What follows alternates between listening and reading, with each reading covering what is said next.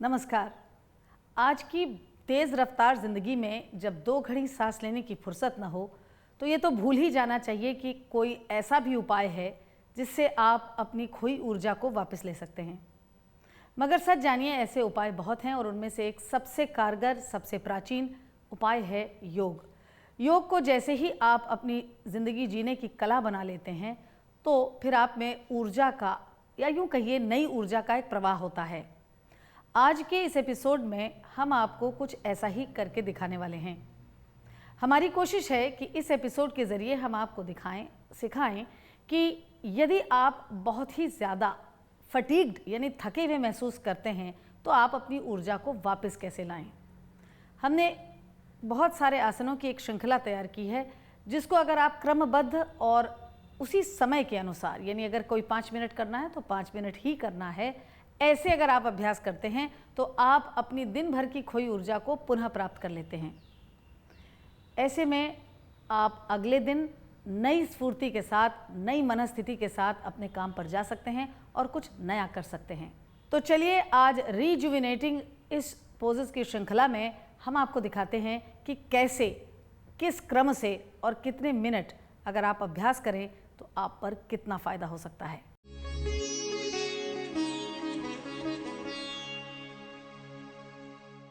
अब हम आपको 3 आसन एक साथ दिखा रहे हैं जो रिजुविनेशन के लिए बहुत ही कारगर हैं और बहुत आसान हैं।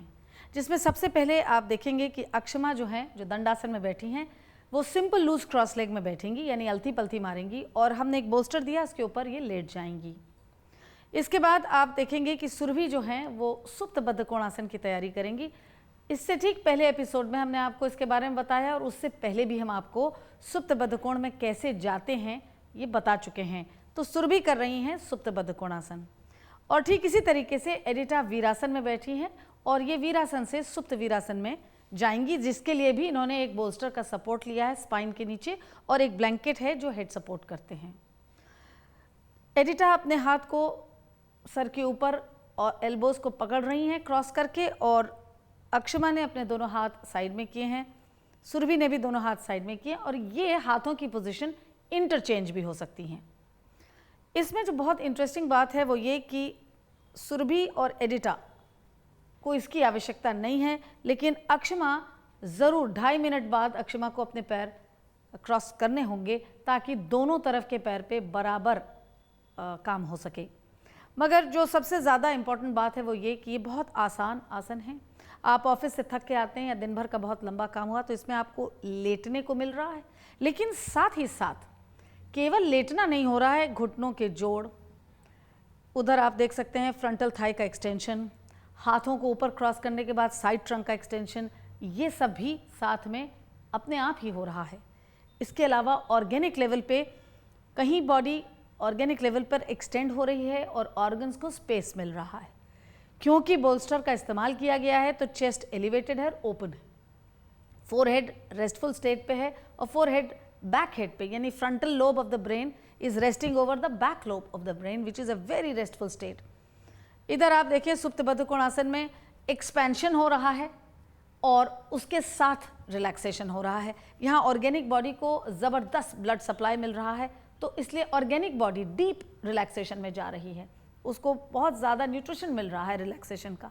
चेस्ट यहाँ भी ओपन है, फ्रंटल लोब बैक लोब पे रेस्टेड है। चेस्ट क्योंकि हर जगह लिफ्टेड और अप है, तो हार्ट के लिए ये बहुत ही अच्छा उपाय है, क्योंकि हार्ट आप देखिए टुवर्ड्स ग्रेविटी है, टुवर्ड्स मदर अर्थ है, तो ऑलरेडी स्ट्रेन से मुक्त है।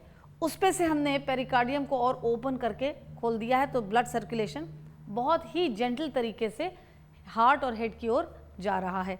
यहाँ सुखासन में अगर आप देखें तो यहाँ भी पेल्विक गर्डल ओपन हुई, साथ में हिप जॉइंट्स और नीज को भी एक्सरसाइज भी मिल रही है और साथ में सर्कुलेशन भी हो रहा है। तो इस तरीके से आप देख सकते हैं कि इन बहुत ही आसान पॉस्चर्स में बैठने से न केवल फिजिकली बट ऑर्गेनिकली, इमोशनली और साइकोलॉजिकली भी आप रेस्टफुल स्टेट में आते हैं, क्योंकि यहाँ ब्रेन की सिचुएशन ऐसी है। जब आप रिलैक्स करते हैं तो आप सांस पे भी ध्यान देते हैं। ये जितनी भी मुद्राएं जिनमें ये लेटे हैं, जितने भी आसन ये कर रहे हैं, इसमें प्राणायाम भी किया जा सकता है। यानी अगर आप अभ्यासी हैं तो श्वासोच्छ्वास की क्रिया से आप और भी डीप रिलैक्सेशन के मोड में जा सकते हैं। सुप्त बद्ध कोणासन में सुरभि हैं, एडिटा सुप्त वीरासन में है और अक्षमा सुखासन में है, लेकिन ये तीनों सुप्तावस्था में है, यानी सुप्त सुखासन, सुप्त बद्ध कोणासन और सुप्त वीरासन। यदि आप बहुत थके हुए हैं तो आप लेटते समय अपनी आंखों को बंद रखिए, चश्मे का उपयोग न करें और हो सके तो लाइट भी अपनी आंखों पर ज़्यादा तेज़ न पड़ने दें। और फिर एक बार 5 मिनट तक विश्राम करने के बाद इस पोज से आप उसी प्रकार जैसे गए थे वैसे ही निकलेंगे। यानी जैसे अक्षमा हैं, ये अपने हाथ सीने पे लाएंगी और अपने अलथी पलथी को खोल देंगी, यानी सिंपल लूज क्रॉस लेग को खोल देंगी, दाईं करवट लेंगी और धीमे से उठ के दंडासन में बैठेंगी। सुरभि अपने दोनों हथेलियों को फर्श पे लगाएंगी, धीमे से आंख खोलेंगी, चिन एंड चेस्ट अप, और ये बद्ध कोण में बैठ के अपनी बेल्ट से मुक्त होंगी और वापस दंडासन में आएंगी। ठीक इसी तरह से एडिटा भी अपने हाथ की हथेली को, पाम्स को फ्लोर पे रखेंगी, चिन एंड चेस्ट अप, और वापस वीरासन में आएंगी, बेल्ट खोल के अपने पैरों को दंडासन में रखेंगे। इस तरह से आप इन आसनों में बहुत ही साइंटिफिकली जाते हैं और उतनी ही साइंटिफिकली वापस आते हैं। अब हम आपको और इसी प्रकार के कुछ आसन दिखाएंगे जो इस श्रृंखला के हिस्से हैं कि आप अपने को रिजुविनेट कैसे करें। तो चलिए हम देखते हैं कुछ और आसन जो इसी श्रृंखला के अभिन्न अंग हैं।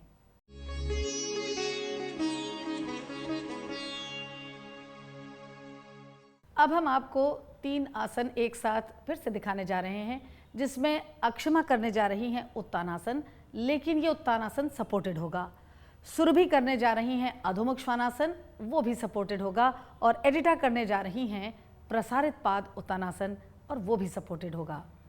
जब हम फोरहेड को सपोर्ट करते हैं या क्राउन ऑफ द हेड को सपोर्ट करते हैं, तो बेसिकली हम केवल हेड को नहीं सपोर्ट करते, बल्कि उसके सर्कुलेशन को भी बहुत ही जेन्युइन तरीके से नीचे लाते हैं। वो गशिंग नहीं होता, और जितनी नर्व्स हैं उनको बहुत ज़्यादा सुकून के साथ हम फोरहेड पे रेस्टफुल स्टेट पे लाते हैं।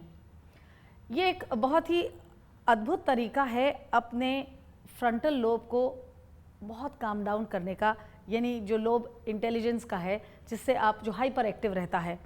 हम क्यों थकते हैं? हम थकते इसलिए हैं कि हमने बहुत ज़्यादा शारीरिक काम किया हो, या हम तब भी बहुत थकते हैं जब हमने मानसिक काम किया हो। तो इस तरह से पॉस्चर को करने से, जहाँ आपका फोरहेड सपोर्टेड है, आपका पूरा शरीर एक सम में है, वहाँ आपको रिजुविनेशन बहुत जल्दी होता है। यहाँ न केवल नर्व पैसिफाई होकर रिजुविनेट हो रही हैं, बल्कि ऑर्गेनिक बॉडी कहीं मसाज से रिजुविनेट हो रहा है, कहीं लंबा करने से रिजुविनेट हो रहा है, और कहीं एक्सपैंड करने से रिजुविनेट हो रहा है। So these are the angles on which when you work they perform, they give you in different way the results. Akshama का पोज देखें, इन्होंने उत्तानासन किया है, इन्होंने अपने दोनों हाथ की एल्बोज को पकड़ा है। आप इसको और भी सहज बनाने के लिए एंकल्स पकड़ लीजिए Akshama, flex your elbows to the side, ये और भी रेस्टफुल सिचुएशन है। तो डिपेंडिंग अपॉन योर फटीग, इसमें एक बात इनको और भी याद रखनी होगी कि कितने मिनट रहना है। तो 2 मिनट मिनिमम से लेके 5 मिनट तक। यदि अक्षमा के पास ये हाइट ना होती, ये लेंथ नहीं होती, तो ये कोई ऊंचा सपोर्ट सिस्टम भी ले सकती थी। अब अगर हम सुरभि की ओर जाएं, तो इन्होंने सेंटर ऑफ द आईब्रो को रेस्टफुल स्टेट में ला के रखा है, जिससे पूरा फोरहेड रेस्ट में जा रहा है। एक्सटेंशन बहुत अच्छा हो रहा है साइड ट्रंक का, तो बॉडी वेट छत की ओर ले जाया जा रहा है। तो कहीं भी बॉडी वेट का स्ट्रेन हार्ट या हेड पे नहीं है। अधोमुख श्वानासन, या जिसे अंग्रेजी में डॉग पोज कहते हैं, ये दिल के लिए, हार्ट के लिए एक बून है, टांगों की स्ट्रेंथ के लिए एक बून है। तो आप सोचिए कि एक पोज में आप रह रहे हैं जिसमें आपके हार्ट को रिजुवेनेशन मिल रहा है, ब्रेन को रिजुवेनेशन मिल रहा है, लेग्स को रिजुवेनेशन मिल रहा है और लिम्स मजबूत हो रहे हैं। तो ये बहुत ही एक उत्तम प्रकार का पोज अगर आप सपोर्टेड करते हैं। ऐसे ही अब जब एडिटा को देखते हैं तो इसमें हम एक अद्भुत तरह से बॉडी की ओपनिंग कर रहे हैं, ग्रोइंस ओपन कर रहे हैं। अगर आपको बैक एक है वो जा रहा है, क्योंकि सपोर्टेड है और आपको कोई स्ट्रेन नहीं है, तो ब्रीदिंग भी इनमें बहुत ही नॉर्मल जाती है। अन्यथा आप अगर पोस्चर में लंबा रहते हैं तो ब्रीदिंग हेवी हो जाती है। ये पोज भी टांगों के लिए बहुत अच्छा है। उसके अलावा जैसे हमने कहा कि crown of the head restful है, तो यानी अगर आपने अपने शीर्ष को ही सम पे रख दिया, उसको ही आपने सुकून दे दिया, तो पूरी बॉडी में उस फटीग जो है उसका समाप्त हो जाता है, उससे पूरा शरीर से थकन दूर हो जाती है। इन पॉस्चर से जब आप निकलते हैं कुछ समय के अंतराल के बाद, तो जो आप फ्रेशनेस महसूस करते हैं उसकी खासियत यह है कि वो केवल फिजिकल लेवल पे नहीं है, वो आपके मेंटल लेवल पे होती है। आप नया कुछ सोच सकते हैं और एक नई ऊर्जा से अपना नया काम शुरू कर सकते हैं। 2 मिनट से 5 मिनट तक इस पे रहने के बाद आप इस पोज से बहुत धीरे से अपनी बॉडी को एक्सटेंड करते हुए वापस आ सकते हैं। तो अक्षमा वापस आती हैं, अपने हाथों को खींचते हुए वापस ताड़ासन में आती हैं। सुरभि हाथ से पीछे चलती हैं, पैरों से आगे बढ़ती हैं और फिर हाथ को तानते हुए उत्तानासन से ताड़ासन में आती हैं। ऐसे ही एडिटा भी अपने हाथ छोड़ती है और वापस कमर पे रखती है, वेस्ट पे रखती हैं और ताड़ासन में आती हैं। इसके बाद हमारे पास कुछ ऐसे पॉस्चर्स भी हैं जिनको किए बगैर ये पूरी सीरीज़ अधूरी होती है। तो चलिए उन्हें भी देखते हैं और सीखते हैं, और इस तरीके से आप अपने थके हुए मन और शरीर को वापस स्फूर्ति और ऊर्जा से भर लेते हैं।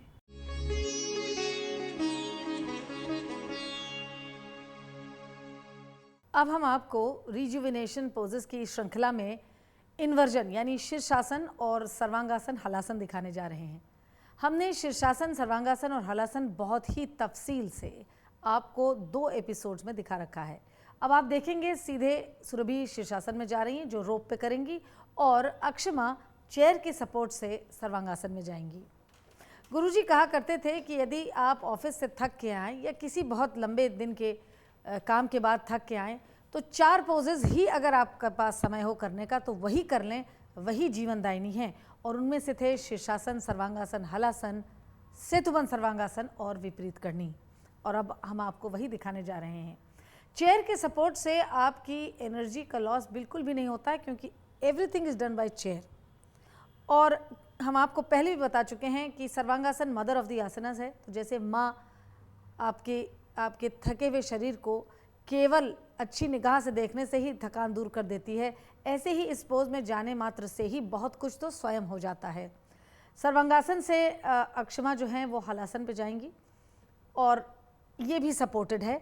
तो इसमें भी आपके बॉडी में किसी भी पार्ट को स्ट्रेन नहीं है, बल्कि आप स्ट्रेट अवे इन्वर्जन्स का फ़ायदा ले रहे हैं। हम पहले भी आपको बता चुके हैं कि ये थायराइड, पैराथायराइड पे कारगर काम करता है, यानी आपके डक्टलेस ग्लैंड के सिस्टम पर ये बहुत अच्छा काम करता है। आप देख सकते हैं कि जो इसमें ब्रेन का कन्फ्यूग्रेशन है, जिस तरह से सर रखा गया है वो वैसा है जैसे एम्ब्रियोनिक कंडीशन में। तो जो भ्रूण है उस वक्त जो सुकून है किसी भी बच्चे के पास उतना कहीं नहीं होता, क्योंकि आप संसार से दूर हैं। तो यहाँ जो कानों का मूवमेंट है, जो ब्रेन का मूवमेंट है, वो इस तरीके से है, जालंधर बंद की अवस्था है कि वो आपके माइंड को ट्रैंक्विलिटी में तुरंत पहुँचाता है। 5 मिनट इस पे रहने से आपको अद्भुत नई स्फूर्ति का एहसास होता है और आप फिर से तरोताज़ा होकर अपने काम पे जा सकते हैं। इधर जैसे आप देख सकते हैं कि सुरभि जो है वो शीर्षासन पे हैं, रोप शीर्षासन पे। वैसे तो आप इंडिपेंडेंट शीर्षासन अगर अच्छे अभ्यर्थी और कर सकते हैं तो कोई बात ही नहीं है, उससे अच्छा तो कुछ हो नहीं सकता। मगर कभी कभी ऐसा होता है कि चाहे आप कितने भी अच्छे अभ्यर्थी क्यों न हों, मगर थकान इतनी है कि आप शरीर से ज़रा भी और ऊर्जा ह्रास करने के मूड में नहीं हैं। तब ऐसे हालात में रोप शीर्षासन में आप जाके अपने को टांग सकते हैं। इसमें आप देख सकते हैं कि हेड में जो ब्लड का सर्कुलेशन है वो टूवर्ड्स ग्रेविटी है, तो ये जितनी भी ब्रेन की सेल्स हैं वो ऑक्सीजनेटेड ब्लड में सोक रहती हैं। तो ये आपकी ब्रेन की सेल्स को रिजुविनेट करता है। तो ये एक अद्भुत इम्प्रोवाइजेशन है। और अगर आप डायरेक्ट जाते हैं तो भी उतना ही लाभ है इसमें।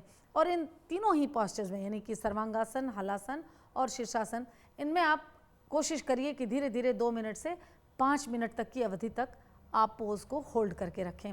होल्डिंग से जो बॉडी के डिफरेंट ऑर्गन्स हैं, जो जॉइंट्स हैं, जो सर्कुलेशन है, जो नर्व्स हैं, उन पर एक बहुत गहरा और स्वास्थ्यवर्धक असर पड़ता है।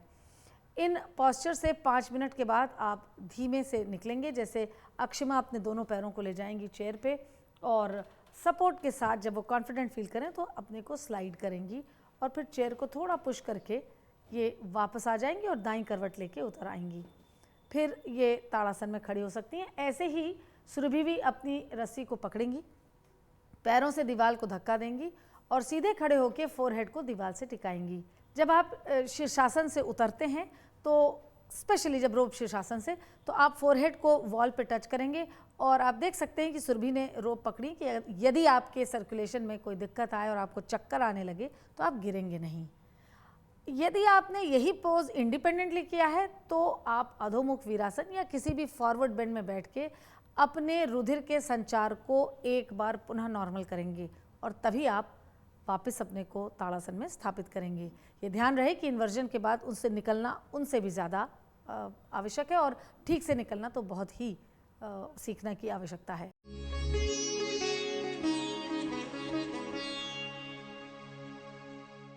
अब हम आपको 2 ऐसे आसन दिखाने और सिखाने जा रहे हैं जो रिजुविनेशन साइकिल के बहुत ही अभिन्न अंग हैं, खास जिनमें से एक तो गुरुजी की एक अद्भुत खोज है। उस एक खोज के लिए गुरुजी न केवल अपने समय में जाने गए बल्कि भविष्य में भी याद रखे जाएंगे। तो आपको एडिटा तो करके दिखाने जा रही हैं सेतुबंद सर्वांगासन का इम्प्रोवाइजेशन जो बोल्स्टर पे है। ये न केवल बहुत ही आरामदेह है बल्कि आसान भी है। आपने एक बोल्स्टर लगाया है और इसमें आप सेतुबंद सर्वांगासन में लेट जाते हैं। सेतुबंद के बारे में हम आपको 2 और भी एपिसोड में पहले दिखा चुके हैं। और दूसरा जो है जिसके लिए गुरुजी को सारा कुछ श्रेय जाता है वो है विपरीत करनी। इसमें सुरभि जो हैं अपने को साइड वाइज दंडासन में बैठा के और फिर रस्सियों के सहारे दीवार पर अपने पैरों को सीधा खड़ा रखती हैं। अभी समय के अभाव के कारण हम आपको विपरीत करनी डिटेल में नहीं पढ़ा रहे हैं, लेकिन अगले ही एपिसोड में हम आपको इसके बारे में बहुत ही डिटेल में जानकारी देंगे। आप देख सकते हैं कि विपरीत करनी में सुरभि के पैर दोनों दीवार पे हैं और जो सीधे हैं, पैर के पंजे टाइट हैं और सुरभि बहुत ही आराम से बोल्स्टर के ऊपर लेटकर अपनी आंखों को बंद करके 5 मिनट इसमें विश्राम कर सकती हैं। लेकिन इसमें जो बहुत खास बात है देखने वाली वो ये है कि ब्लड जो पैरों से आके दिल में जाता है, जिसकी वजह से हार्ट को पंप करना पड़ता है, वो यहाँ टूवर्ड्स ग्रेविटी ऑटोमेटिकली हो रहा है। यानी आप हार्ट को ज़बरदस्त रिलैक्सेशन के मोड में लाके रख रहे हैं। क्योंकि पैर सीधे हैं और टूवर्ड्स ग्रेविटी हैं तो पैरों से भी थकन बहुत जल्दी और बहुत आसानी से दूर हो जाती है। पेल्विक गर्डल जो है वहाँ पे आके पैरों का रुधिर इकट्ठा होता है और आप देख सकते हैं कि पेल्विक गर्डल यहाँ एक सॉसर शेप स्ट्रक्चर बना रही है और फिर उस सॉसर शेप स्ट्रक्चर से रुधिर हार्ट की ओर बहुत ही जेंटली परकोलेट करता है, बहुत धीमे धीमे जाता है। वो अगेन हार्ट को रिफ्रेश करता है और रिजुविनेट करता है। तो इस पोज से हम ये कहते हैं कि आप अपने अभ्यास की शुरुआत कर सकते हैं। अगर किसी दिन आप अभ्यास में जाते समय ही आपको लगे कि करना तो है अभ्यास लेकिन थकन बहुत है, तो आप विपरीत करनी से अभ्यास की शुरुआत भी कर सकते हैं और इसको एज अ शवासन भी यूज़ कर सकते हैं। मगर इसका उपयोग बीच में अपने अभ्यास के नहीं करेंगे क्योंकि ये आपको बहुत ही डीप रिलैक्सेशन देता है। ये दोनों पोजेस में आप 5-5 मिनट की अवधि में ज़रूर रहेंगे, उससे कम करने से इनका फ़ायदा बहुत ही कम होगा। इसलिए इन्हें सेतुबंद सर्वांगासन भी 5 मिनट और विपरीत करनी भी 5 मिनट आपके लिए करना अनिवार्य है। ध्यान रहे अगर आप मेंस्ट्रुएशन साइकिल से गुजर रहे हैं तो विपरीत करना आपके लिए बद्ध है, नहीं करेंगे आप, तब उस वक्त हम इसको अलाउ नहीं करते क्योंकि आप देख सकते हैं कि इसमें ब्लड सर्कुलेशन वापस ऑर्गेनिक बॉडी की ओर जा रहा है। आप इस बात का ज़रूर खास ध्यान रखिएगा कि इसे आप मेंस्ट्रुएशन साइकिल के दौरान न करें। फिर इस पोज से निकलने के लिए आप अपने पैरों को मोड़ेंगे और धीमे से अपने शरीर को दीवार से धक्का देके पीछे की ओर लाएंगे, दाईं करवट लेंगे और धीमे से उठकर आप दंडासन में आएंगे। इसी तरीके से एडिटा जो है वो पैर मोड़ेंगी और दो तरीके हैं, या तो सिर की तरफ स्लाइड कर जाएं या दाईं करवट ले लें, मगर सीने को एकदम से उठा के झटके के साथ मत उठिएगा। तो एडिटा सरकती हैं, स्लाइड करती हैं and then she takes a right turn और फिर धीरे से उठ के वो दंडासन में बैठ जाती हैं। एडिटा जब दंडासन में आती हैं तो हमेशा सेतुबंध सर्वांगासन किसी अधोमुख आसन के करने के बाद समाप्त होता है। तो आप सिंपल लूज क्रॉस लेग में जाएंगे और अपनी स्पाइन को खींचते हुए आगे की तरफ ले जाएंगे, अधोमुख स्वस्तिकासन। इससे सेतुबंध में जो भी पीठ में या कमर में कैच आया हो या ज़्यादा खिंच गया हो वो वापस ठीक हो जाता है। और यही क्रिया आप अपने दूसरे पैर से भी करेंगे। फिर आप धीरे से सांस लेते हुए उठ जाएंगे और पुनः दंडासन में आएंगे। जैसे हमने आपको बताया कि विपरीत करनी शवासन का काम कर सकता है क्योंकि ये डीप रिलैक्सेशन है। फिर भी यदि आपके पास समय हो तो आप इसके बाद शवासन भी कर सकते हैं। इस तरीके से आप रिजुविनेटिंग पोजेस की श्रृंखला को अभ्यास करने से तरोताज़ा हो जाते हैं और ये केवल शारीरिक स्तर पर नहीं रहता, ये मानसिक स्तर पर भी रहता है। हमें यकीन है कि आप इस पूरी श्रृंखला को अपने अभ्यास में ज़रूर इस्तेमाल करेंगे।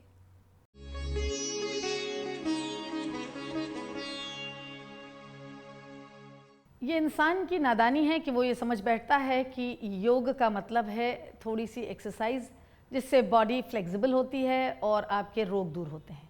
सच्चाई तो ये है कि रोग मुक्त होना योग का एक बाय प्रोडक्ट है। हकीकत में योग जो आध्यात्मिक मार्ग है ये आत्मा का परमात्मा से मिलन है और शायद इसीलिए जब मॉडर्न एक्सरसाइज का मोटो है just do it, sweat it, तब वहाँ योग ये सिखाता है just don't do it, do it for the higher goals. आप कुछ भी अपने ऊपर शरीर पे या मन पे जो काम कर रहे हैं वो एक ऊंचे मकसद के लिए, हायर कॉन्शियसनेस के लिए है। इसीलिए हम योग के ज़रिए अपनी ऊर्जा का ह्रास न करते हुए ऊर्जा वापस लेते हैं और उसका उपयोग सदुपयोग में लगाते हैं और आत्म साक्षात्कार की ओर चलते हैं। हमें यकीन है आपको ये हमारा कार्यक्रम ज़रूर बहुत सारी ज्ञानवर्धक बातें समझा रहा होगा। आपसे फिर मुलाकात होगी, तब तक के लिए नमस्कार।